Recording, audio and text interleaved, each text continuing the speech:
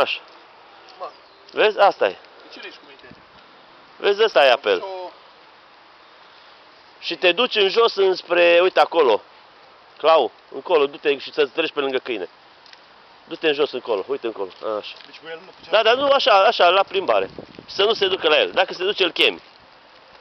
Cheamă-l.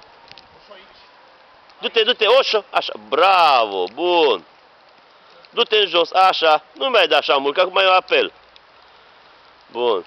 Dă-i drumul, zi liber.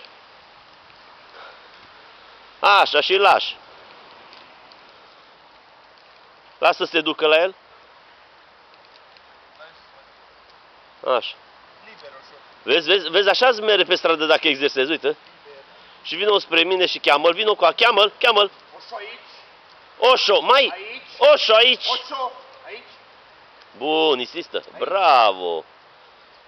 Nu-l pune în șez, îi dai numai mâncare. Și bravo, laudă-l, mânghe-l. Bun. Lasă să meargă la ăla. Așa, bun.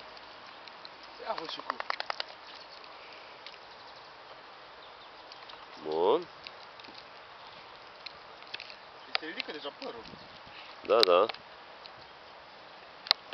Știi ca mâncare. Nu, dar plimbă-te cu el așa pe lângă ăla. Du-te în interiorul grădiniței.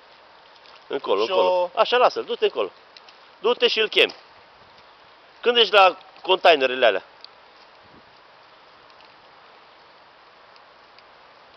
Cheamă-l. Oșo, aici. Oșo. Stai că face treburile. Oșo. Oșo, aici. Cheamă-l.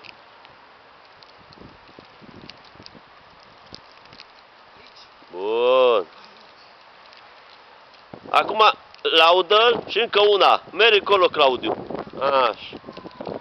Haide. Treci, du-te, nu sta după el, că dacă stai... Hai, cheamă-l, du-te jos. Așa. Du-te, cheamă-l. Bun. Pune-l în șez acum când vine mașina. Bun. Foarte bine. Vrei să-ți vină de la câini? Bun. Nu, asta e ok.